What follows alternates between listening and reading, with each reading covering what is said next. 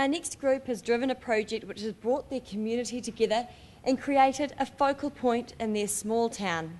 Representing the Ashburton district, here is the mcclimounts Green Development Committee.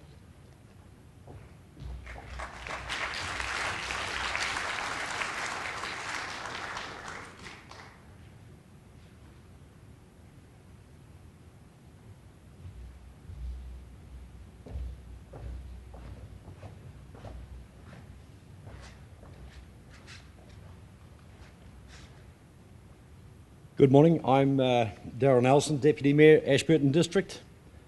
mcclimounts Green is in the hinterland, mid-Canterbury. It was built by volunteers with vision, passion, to be a better place in their community.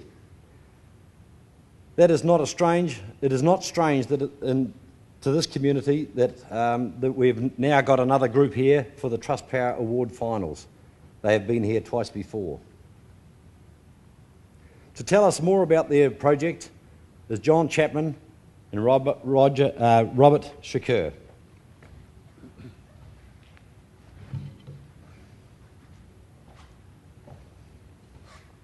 Mount Somers is a district in mid-Canterbury stretching from the farmland on the edge of the plains to the high country stations amongst the rivers, the lakes and the mountains at the foot of the Southern Alps. The district takes its name from this beautiful mountain, but Mount Somers is also the name of this small village an hour south of Christchurch. The village has struggled in the last 25 years with a declining population and the school threatened for closure. Determined not to suffer the fate of other small rural communities, local people have initiated a raft of successful projects to encourage people to live, visit and enjoy the area. This project, mcclimounts Green, is one of these. A few years ago, a substantial section in the centre of the village was placed on the market.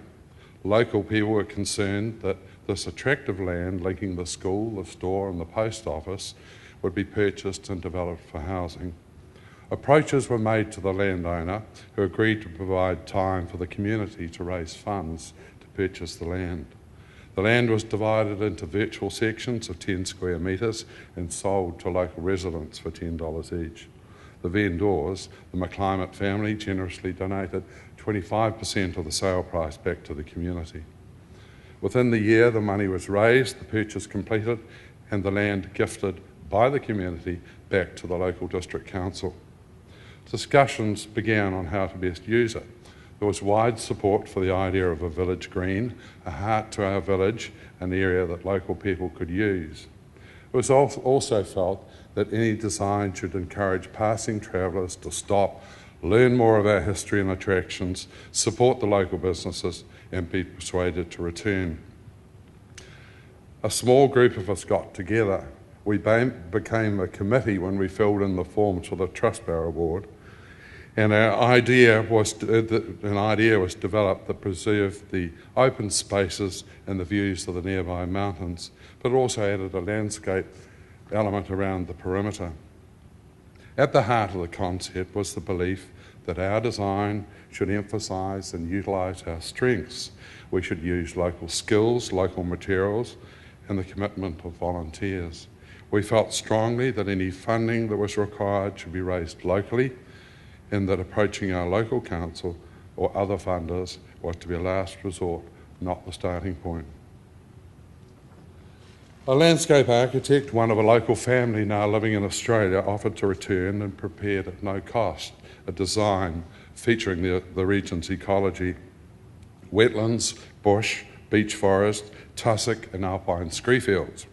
Also incorporated in the plan were limestone sculptures, rocks and minerals that have provided much of the district's income and employment.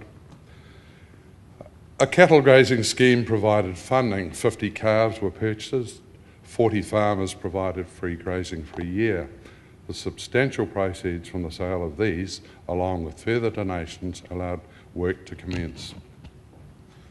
Several hundred tonnes of scree gravel, greywacke, volcanic and limestone rocks were provided by local farmers and transported free by local trucking firms. Local mining operations provided silica sand, china clay, lime and shingle. Initial work involved piping and burying 70 metres of intrusive water race, construction of ponds and placement of large quantities of rocks and soil, with local contractors and farmers providing machinery and time, while a former resident provided, without charge, a heavy crane for the day. This work continued for a fortnight with a steady stream of voluntary labour from the village and wider community. Ponds were dug, an underground pipe installed to fill them with water, paths were edged and shingled. A large team of local women planted over 1,200 plants, while the Young Farmers Club spread 3 truck and trailer loads of mulch. After the major work completed and the lawns area resown, it was time to take a break. With the farming community occupied with lambing, the plants were left to grow. Work began again in the autumn. Bridges, both wood and local stone, were added. 2 large picnic tables built and placed. Sculptures, Mount Summer stone, were installed. Plant foliars were replaced and further mulching and weeding completed. A unique scree area was developed and planted with plants collected in the area. For the first time in New Zealand, the public can see rare and endangered plants, normally only seen in high alpine environments. Work is well advanced on our next phase. Concept design work has been completed and a further $15,000 raised. Our stories will be told in rusted steel, engraved limestone and etched timber. These stories are part of our past and often part of your heritage too. The china clays of Mount Somers can be found on the tables, cupboards and shelves of New Zealand homes. Our silica sands are wrapped around your favourite drinks, and our limestone blocks are feature some of the nation's gems.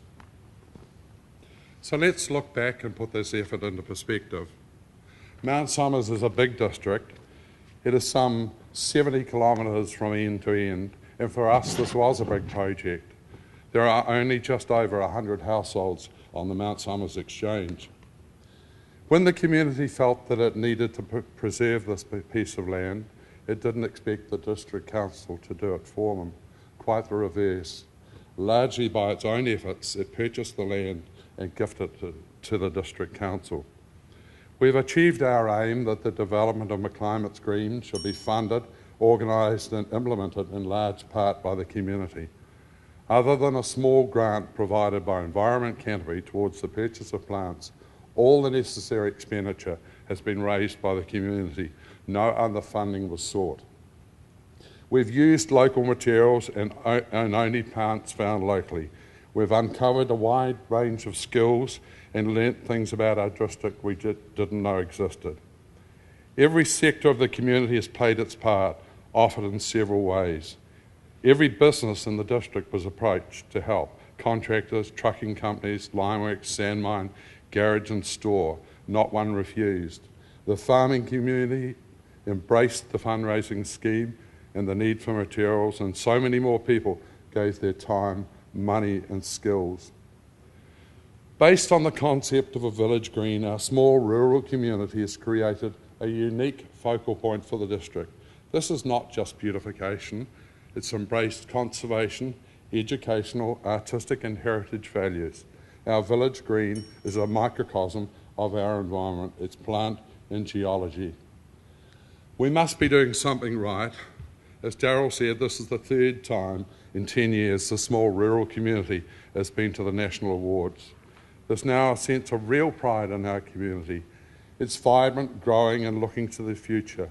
There's no doubt when a community pulls together, no matter how small, it has the whole world in its hands.